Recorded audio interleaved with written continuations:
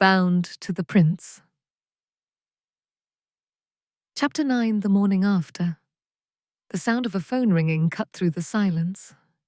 Elena stirred, her body heavy, her mind fogged. The faint echo of the ringtone seemed too sharp, too clear.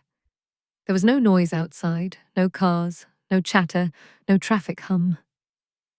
Wherever she was, it was quiet. Too quiet. She forced her eyes open. A high ceiling greeted her, soft grey walls, floor-to-ceiling windows spilling in morning light over a room too large, too refined, too expensive. She blinked once, twice, then sat up fast, heart slamming against her ribs. This wasn't her apartment. This wasn't anywhere she recognized. The phone was still ringing beside her. She snatched it up. "Sophia?" Her voice cracked. "Oh my God, Elena!" Sophia's voice came out in a rush of panic. "Where the hell are you? I've been calling all night. Do I call the police? Tell me you're okay." Elena swallowed, pressing a hand to her temple. Her head ached, and the effort to remember felt like pushing through smoke. She looked around, dazed. "I don't know where I am." "What happened last night?" Sophia demanded. "You were at the bar, and then things got wild. People said some guy carried you out. Elena, what the hell? I couldn't find you anywhere." The words hit her like fragments of glass, sharp, disjointed, carried, out. A man. Elena's throat tightened. "I don't remember," she whispered. "I think I passed out. There was noise, shouting. Her voice faded as she became aware of herself. Her body felt sore, but not in a way that frightened her. Beneath the soft blanket, she wore a pale silk sleeping gown, fresh and clean. Her skin smelled faintly of lavender and soap. She glanced to the side and saw her clothes, washed, neatly folded on the table. Her chest loosened a little. Whatever happened, she hadn't been harmed. Still, unease prickled through her. "Sophia," she said softly, "I'm okay. I think. Don't call anyone yet. I'll figure out where I am and call you back." "Are you sure?" "Elena, if you're with—" "I'll call you," Elena repeated, cutting her off gently. She hung up before her friend could argue. Silence returned. Only her heartbeat filled the air.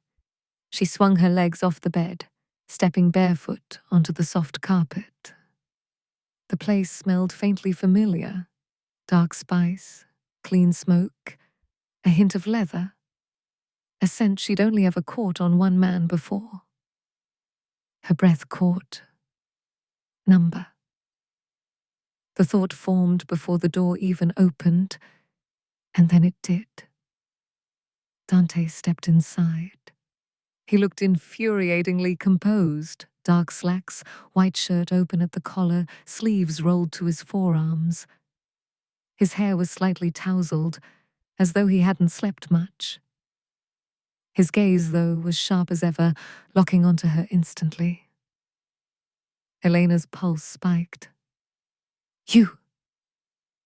Her voice trembled, then hardened. "What the hell did you do?" He raised a brow, closing the door behind him with quiet finality. "Good morning to you, too."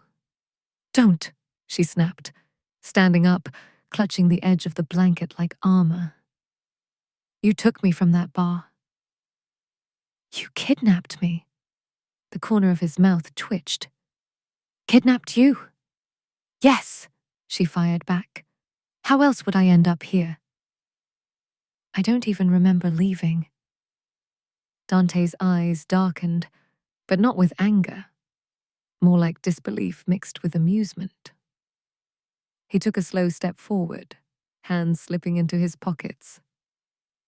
"You fainted," he said coolly, "in the middle of a crowd too drunk and too loud to care. My men were nearby. I didn't think leaving you there unconscious on a sticky floor was a better option." Elena blinked, thrown off balance. "So you just decided to bring me here? To your place?" "It was closer than the hospital," he replied, a faint smirk curving his lips. "And less dramatic." Her mouth opened, but no words came out. The arrogance of him, the way he said it like it was perfectly reasonable, made her blood boil. "Do you always take women home without asking first?" she demanded. Dante's smirk deepened, his voice low. "Only the ones who look like they might break if left alone." Heat shot to her cheeks, both from anger and something else she refused to name. "You're unbelievable." He tilted his head slightly, studying her. "A thank you would suffice." That did it. "You're enjoying this, aren't you?" she accused, crossing her arms. "You think this is funny?" And then he laughed. Not a cruel laugh, not mocking, just real. Deep, unexpected, warm in a way that disarmed her entirely. For the first time, she saw his composure crack. His eyes softened, his mouth curved into a real smile that transformed his whole face. The man who had always been danger and control suddenly looked human. Her heart stumbled. God help her, she thought. He's beautiful when he laughs. She tried to hold on to her anger, but it was slipping fast. His amusement seemed to dissolve the walls between them, leaving her standing there, bare and confused, wanting answers but afraid of what they'd mean. When he finally stopped laughing, Dante stepped closer, close enough that she could feel the faint warmth radiating from him. "Elena," he said quietly, his tone shifting, softer now. "You're safe here. No one touched you. No one will." Her breath hitched. The sincerity in his voice made something twist in her chest. She hated how much she wanted to believe him. He reached up, slow and deliberate, brushing a stray strand of hair from her face. His fingers lingered for a heartbeat longer than they should have. "Get dressed," he murmured. "We'll talk at breakfast." And before she could reply, he bent forward just enough to press a kiss to her forehead. Light, almost reverent. It sent a rush of warmth through her chest that she tried desperately to ignore.